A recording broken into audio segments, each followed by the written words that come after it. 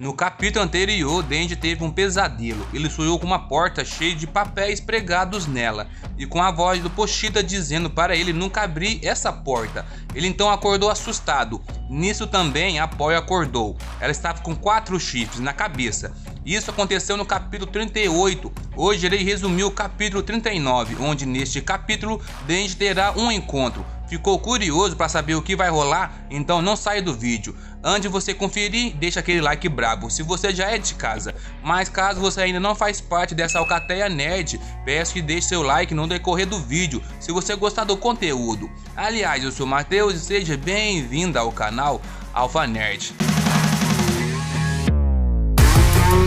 Denji chamou a Makima. A mesma diz que esses chifres da Power significava que a mesma bebeu muito sangue durante a batalha contra os zumbis e que já estava na hora de drenar seu sangue. Power então concordou e Denji perguntou o que era drenar sangue.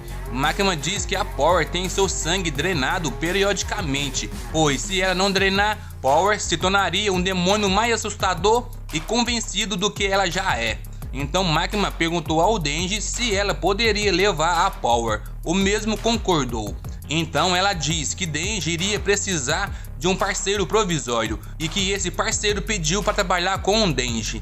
Nisso uma cabeça saiu debaixo do chão, era o possesso tubarão, e foi para cima do Denji, dizendo Mestre Serra várias vezes. Mas Denji meteu um socão na cara do possesso e perguntou a Makima qual era o problema dele. Ela diz que ele era um possesso e que normalmente ele era violento ao ponto de nem conseguir falar, mas ele disse que iria fazer tudo o que Denji mandar. Denji então perguntou por que ele faria tudo que ele mandasse, e a Makima disse que não sabia e que poderia ser por causa da sua aparência. Nisso o tubarão foi para cima do Denji, dizendo que as ordens do mesmo eram absolutas e o Mestre Serra era o mais forte, o supremo, e Denji disse que era para ele desgrudar, pois não jogava nesse time. Com Denji triste, Makima disse ao Denji que ele estava meio para baixo, e nesse caso ela perguntou a ele se ele não queria ir a um encontro com ela no seu dia de folga, que seria amanhã, o que deixou Denji em choque. No dia seguinte, Denji estava na porta de um cinema, todo feliz e comemorando. De repente, ele ouve uma voz dizendo que ele chegou 1 hora mais cedo e era a Makima, toda arrumadona, deixando Denji mais encantado ainda. Ela perguntou a ele quanto tempo fazia que ele estava lá. Ele disse que mal conseguiu dormir e que desde das 5 ele estava lá. Ele perguntou a Makima o que eles iriam fazer, pois essa era a primeira vez que ele saía com uma garota. Ela respondeu que até a meia-noite eles iriam maratonar os filmes do cinema. No cinema eles estavam assistindo um filme. Denji não estava satisfeito, pois não era isso que ele esperava, pois estava todo mundo rindo, menos ele. Então ele olhou para a Makima e a mesma também não estava rindo. Após o filme, eles conversaram e Denji disse a ela que o filme não era bom. A mesma concordou, dizendo que eles gastaram muito nos efeitos visuais e o chamou para o próximo filme.